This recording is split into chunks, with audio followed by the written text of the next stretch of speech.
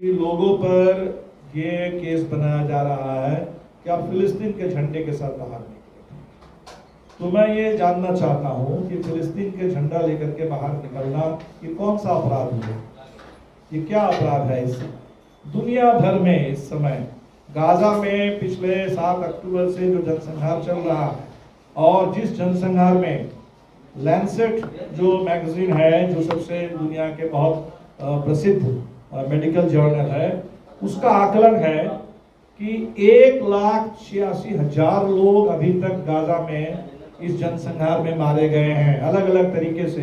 कुछ तो सीधे गोली लगने से, बमबारी से मर गए हैं, कुछ तो पूरे मकानों को आपने गिरा दिया, उसमें दबके मर गए हैं, तो आपने बिजली, पानी, राशन की पूरी व्यवस्था को वहां ध्वस्त कर दिया है, इसके चलते तबाही से लोग मर गए हैं। 1,86,000। तो इतने बड़े पैमाने पर जहां जनसंहार में लोग मारे जा रहे हैं, वहां दुनिया भर में हम देख रहे हैं जनसंहार के खिलाफ और फिलिस्तीन के पीड़ित लोगों के साथ एकजुटता का इजहार करते हुए लोग बाहर निकल रहे हैं फिलिस्तीन के झंडे के साथ। हमारे देश में हमने फिलिस्तीन को रिकॉग्निशन दे रखा है। फिलिस्तीन का बाकायदा एम्बेसी हमारे दिल्ली में है। बाकायदा 40 साल पहले भारत सरकार ने उसी झंडे के साथ डाक टिकट जारी किया था। मोदी जी खुद भी कहते हैं कि भाई ठीक है, इजराइल के साथ हमारे जैसे भी रिश्ते हो, हम फिलिस्तीन के साथ हैं और फिलिस्तीन की आज़ादी के पक्ष में हम हैं।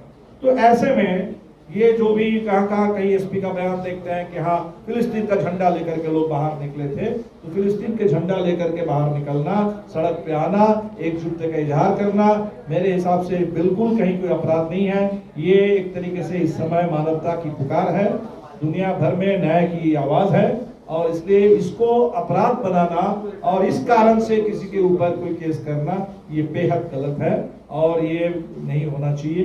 कुछ और भी बातें उत्तर प्रदेश में खासतौर पर हम देख रहे हैं कि वहाँ कांवड़ियों के लिए कहा हुआ कि भाई इस कांवड़ यात्रा के समय जो सड़क पर फल बेचने वाले हैं उनको अपना नाम लिख करके देना होगा कि कौन हिंदू है और कौन मुस्लिम है। अब इससे खतरनाक इस देश में संविधान का उल्लंघन क्या हो सकता है? संविधान का और क्या उल्लंघन हो सकता है? जो संविधान कहता है कि हम धर्म के आधार पर भेदभाव नहीं करेंगे, तो फल बेचने वाला वो हिंदू है कि मुस्लिम है, वो किस जाति से है, क्या फर्क पड़ता है इससे? आप क्यों कह रहे हैं कि मैं उनको अपना नेम प्लेट के साथ वहां बाहर रहना पड़ेगा? और कल अगर देखेंगे कि इसी तरीके से अगर टारगेट करके कुछ लोगों को उनके पूरे उसको उजाड़ दिया जाए, उनकी हत्या कर दी जाए, उसका जिम्मेदारी कौन लेगा? जो प्रशासन आज ये आदेश दे रहा है कि उत्तर प्रदेश में हो रहा है, तो चाहे हमें लगता है कि उत्तर प्रदेश हो, बिहार हो, कहीं भी ये धर्म के आधार पर ये भेदभाव, गरीबों के साथ ये अन्याय, ये बिल्कुल गलत है और हम इसका पुरजोर प्रतिवाद करते हैं। ये मुहर्रम के अवसर पर लेके झंडा घूमना सही है? हाँ, मुहर्रम के अवसर पर किसी का झंडा लेके घूमना सही है आपकी नजर?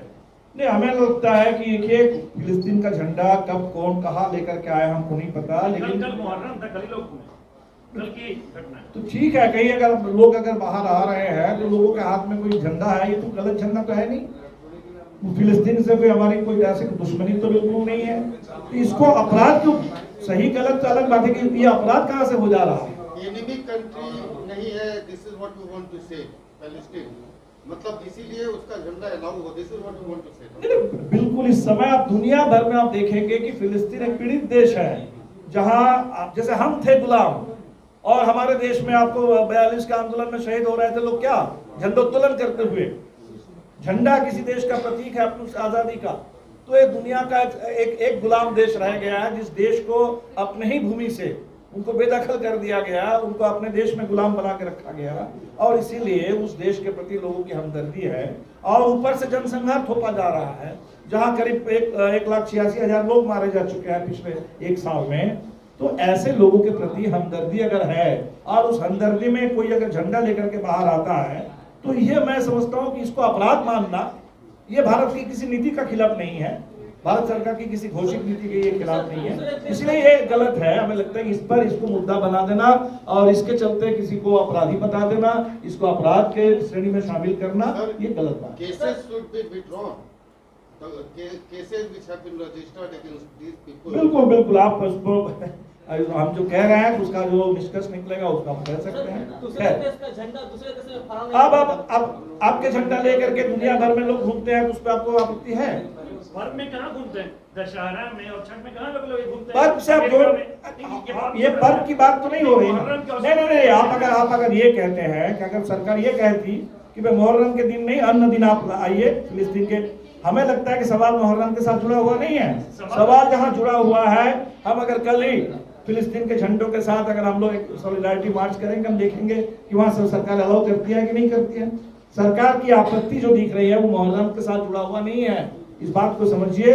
फिलिस्तीन के झंडों को लेकर के जगह जगह हमारे पास ये रिपोर्ट भी है कि जो फिलिस्तीन मुहर्रम नहीं था, वैसे ही वो सॉलिडारिटी में लोग जुलूस निकाले हैं, उसमें मुहर्रम का आपका फिलिस्तीन का झंडा है, उस पर केस हो रहे हैं।